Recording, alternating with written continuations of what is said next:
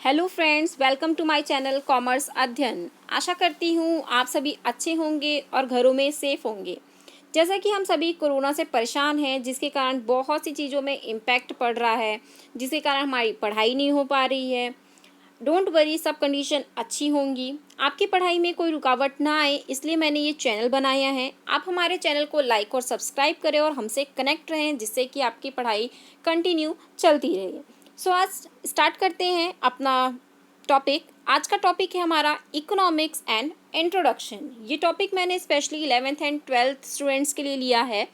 उनके सिलेबस में ये टॉपिक है। इस टॉपिक के अंदर हम इकोनॉमिक्स क्या होता है, इकोनॉमिक्स के कितने टाइप्स हैं और इकोनॉमिक्स के टाइप्स के बीच में क्या क्या डिफरेंसेस हैं, उसको कवर करेंगे।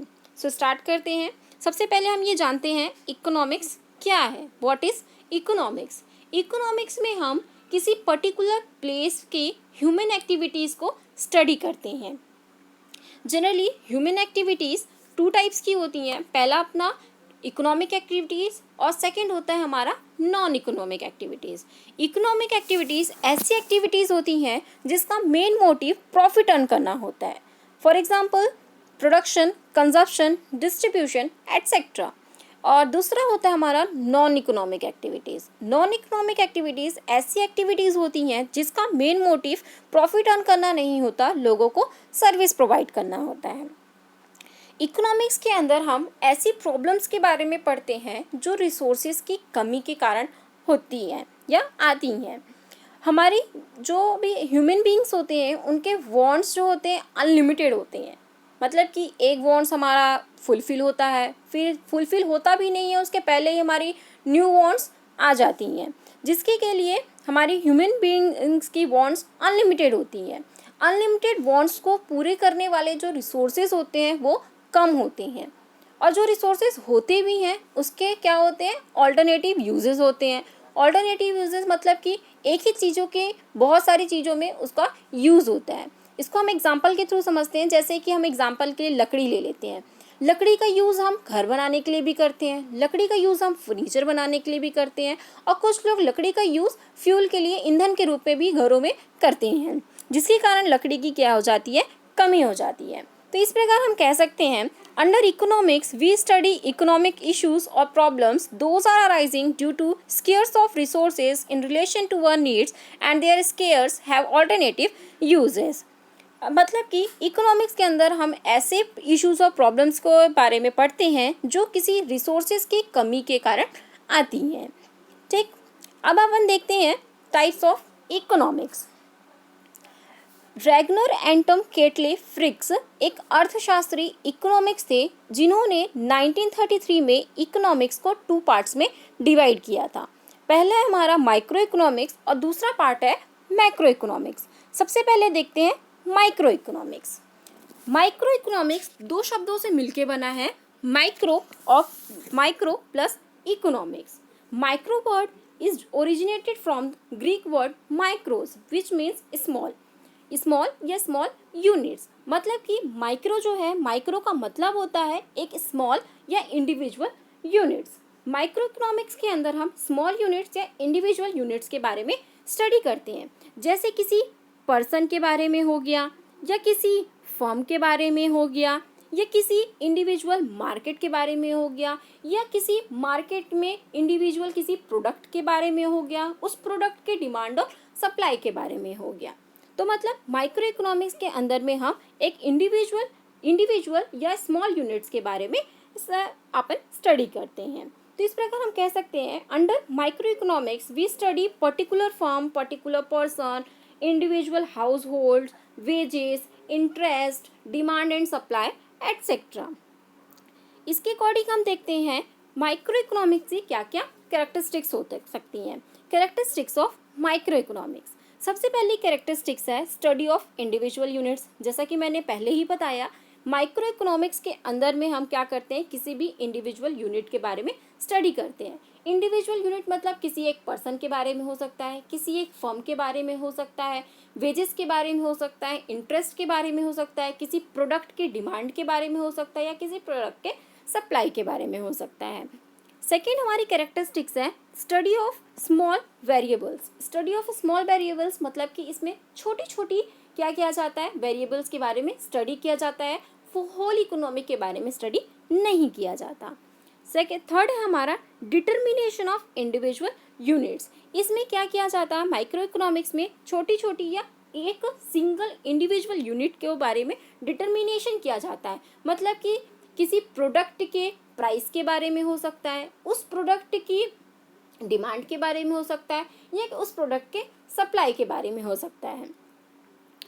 आइए देखते हैं माइक्रो इकोनॉमिक्स के अंदर में हम कौन कौन सी थ्योरीज पढ़ते हैं और उसके क्या क्या इंपॉर्टेंस है। सबसे पहले इंपॉर्टेंस देखते हैं, इंपॉर्टेंस ऑफ माइक्रो इकोनॉमिक्स, कि माइक्रो इकोनॉमिक्स की हमारे लाइफ में क्या ज़रूरत है, कि हम क्यों माइक्रो इकोनॉमिक्स के बारे में पढ़ते हैं। सबसे पहला है essential for the knowledge of whole economic. अगर हमको पूरी इकोनॉमिक के बारे में स्टडी करना है या इकोनॉमिक के बारे में जानकारी लेना है, तो हमको इकोनॉमिक के हर एक छोटे छोटे पार्ट्स के बारे में जानकारी लेनी पड़ेगी या उसके बारे में हमको पढ़ना पड़ेगा, जिसके लिए हमको किसकी हेल्प लेनी पड़ेगी, माइक्रो इकोनॉमिक्स की हेल्प लेनी पड़ेगी। इसीलिए होल इकोनॉमिक के नॉलेज के लिए माइक्रो इकोनॉमिक्स की ज़रूरत पड़ती है। फिर अपना सेकंड है helpful in solving economic problem. अगर इकोनॉमिक में कोई भी प्रॉब्लम आती है, किसी भी तरह की प्रॉब्लम आती है, तो हमको उसको सॉल्व करने के लिए माइक्रो इकोनॉमिक्स की ज़रूरत पड़ती है। हमको इसकी इसलिए ज़रूरत पड़ती है कि कौन से यूनिट में, कौन से इंडिविजुअल पार्ट में प्रॉब्लम आई है जिसका अपन सॉल्यूशन कर सकते हैं। थर्ड है हमारा helpful in determination economic policies. हमको इकोनॉमिक पॉलिसीज़ को बनाने में भी माइक्रो इकोनॉमिक्स की हेल्प लेनी पड़ती है। माइक्रो इकोनॉमिक्स के अंदर हम स्मॉल यूनिट्स के बारे में, इंडिविजुअल यूनिट्स के बारे में पढ़ते हैं, और ये इंडिविजुअल यूनिट्स के बारे में स्टडी जब हम करते हैं तब हम उसके अकॉर्डिंग इकोनॉमिक पॉलिसीज़ बनाते हैं। फिर नेक्स्ट है हमारा helpful in decision making for individual units. जो माइक्रो इकोनॉमिक्स है, हमको इंडिविजुअल यूनिट्स के बारे में अगर कोई भी डिसीजन लेना होता है तो उसके लिए हेल्प करता है। इंडिविजुअल यूनिट्स माइक्रो इकोनॉमिक्स के अंदर में हम इंडिविजुअल यूनिट्स को स्टडी करते हैं, और इंडिविजुअल यूनिट्स के लिए अगर हमको डिसीजन लेना है तो हमको क्या करना पड़ेगा, माइक्रो इकोनॉमिक्स को स्टडी करना पड़ेगा। नेक्स्ट है हमारा, नेक्स्ट देखते हैं हम theories of micro economics. Micro economics के अंदर में हम कौन कौन सी थ्योरीज पढ़ते हैं। ये इसके अंदर हम product pricing, factor pricing, theory of economic welfare, theory of demand, theory of production and cost, theory of wages, rent, interest, profits, ये सारी थ्योरीज पढ़ते हैं। इन सारी थ्योरीज का जो एक्सप्लेनेशन है मैं नेक्स्ट वीडियो में अपलोड करूँगी। आइए देखते हैं हमारा next part, macro economics. Macro का मतलब होता है लार्ज या बड़ा। मैक्रो इकोनॉमिक्स के अंदर हम होल इकोनॉमिक के बारे में स्टडी करते हैं, जैसे कि group of people, group of firms, या किसी एक देश के बारे में, या पूरे होल इकोनॉमिक के बारे में। इकोनॉमिक प्रॉब्लम और इश्यूज, तो इस प्रकार हम कह सकते हैं कि under micro economics we study various problems related to whole economic, national income, whole nations, production, consumption, savings etcetera.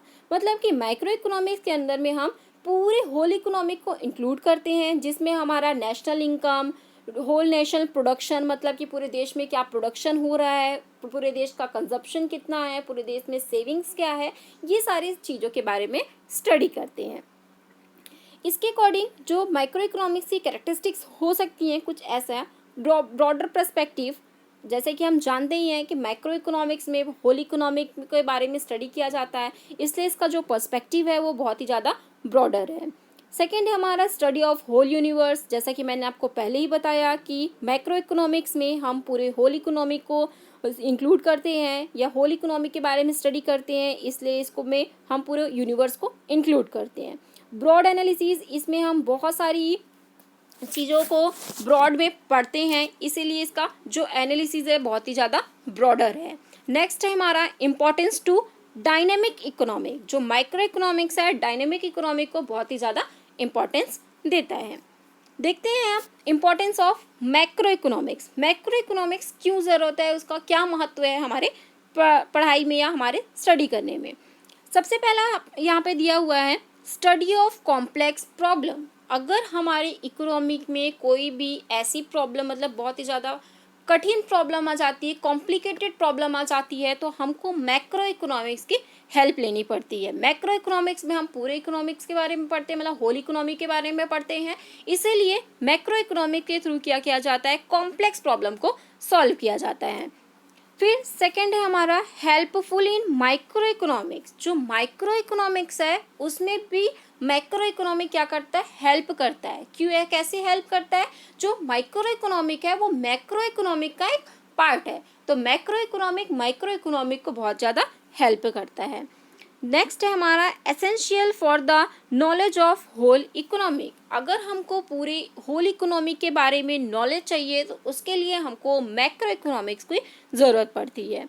Next है हमारा helpful in formation and executing policy economic policies. अगर हमने अपने इकोनॉमी के लिए कोई पॉलिसीज़ बनाया है या कैसे पॉलिसीज़ को बनाना है, उस पॉलिसी को कैसे एग्जीक्यूट करना है, इन सारी चीज़ों के लिए हमको होल इकोनॉमी की जानकारी लेनी पड़ती है। और ये जानकारी हमको किसके थ्रू मिलता है, माइक्रो इकोनॉमिक्स के थ्रू मिलता है।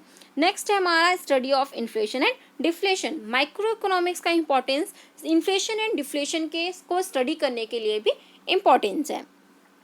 आइए देखते हैं मैक्रो इकोनॉमिक्स में कौन कौन सी थ्योरीज को स्टडी किया जाता है।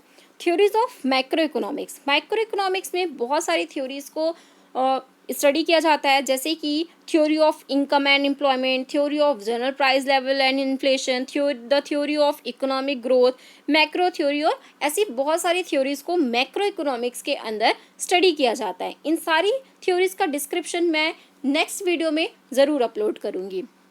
आइए देखते हैं माइक्रो एंड मैक्रो के बीच में क्या डिफरेंसेस होते हैं। Difference between micro and macro economics. Micro economics narrow scope and micro economics wider scope. Micro economics का जो स्कोप होता है बहुत ही छोटा होता है, क्योंकि उस पर हम स्मॉल यूनिट्स या इंडिविजुअल यूनिट्स के बारे में स्टडी करते हैं। मैक्रो इकोनॉमिक्स का जो स्कोप होता है बहुत ही वाइडर होता है। वाइडर मतलब कि बहुत ज़्यादा फैला हुआ होता है। क्यों फैला हुआ होता है? क्योंकि इसमें हम पूरे इकोनॉमिक के बारे में क्या करते हैं, स्टडी करते हैं। Micro economics it is very simple and macro economics it is complicated in nature. जो माइक्रो इकोनॉमिक्स है बहुत ही ज़्यादा सिंपल है, क्योंकि उसमें छोटी यूनिट्स या इंडिविजुअल यूनिट्स के बारे में स्टडी करते हैं, इसलिए वो बहुत ही ज़्यादा सिंपल होता है।